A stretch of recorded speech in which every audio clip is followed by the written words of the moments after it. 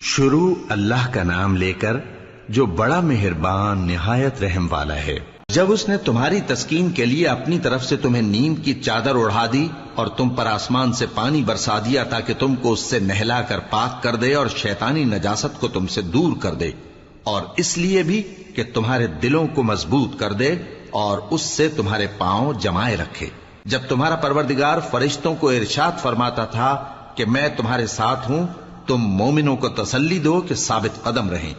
میں ابھی کافروں کے دلوں میں رعب و ہیبت ڈالے دیتا ہوں، سو ان کی گردنیں اڑا دو اور ان کی پور پور توڑ دو۔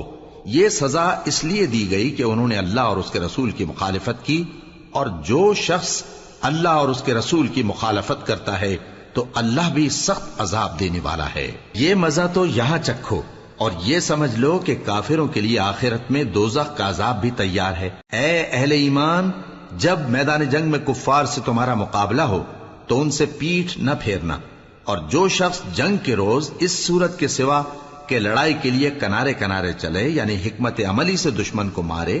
یا اپنی فوج میں جا ملنا چاہے، ان سے پیٹھ پھیرے گا تو سمجھو کہ وہ اللہ کے غضب میں گرفتار ہو گیا، اور اس کا ٹھکانہ دوزخ ہے، اور وہ بہت ہی بری جگہ ہے۔ بس تم لوگوں نے ان کفار کو قتل نہیں کیا بلکہ اللہ نے انہیں قتل کیا، اور اے نبی، جس وقت تم نے کنکریاں پھینکی تھیں تو وہ تم نے نہیں پھینکی تھی بلکہ اللہ نے پھینکی تھی۔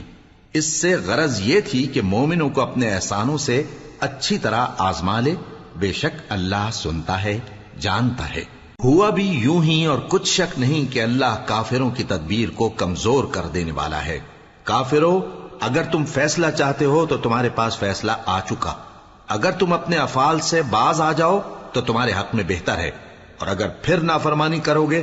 تو ہم بھی پھر تمہیں عذاب کریں گے، اور تمہاری جماعت خواہ کتنی ہی بڑی ہو تمہارے کچھ بھی کام نہ آئے گی، اور اللہ تو مومنوں کے ساتھ ہے۔ اے ایمان والو، اللہ اور اس کے رسول کے حکم پر چلو اور اس سے روگردانی نہ کرو، جبکہ تم سنتے بھی ہو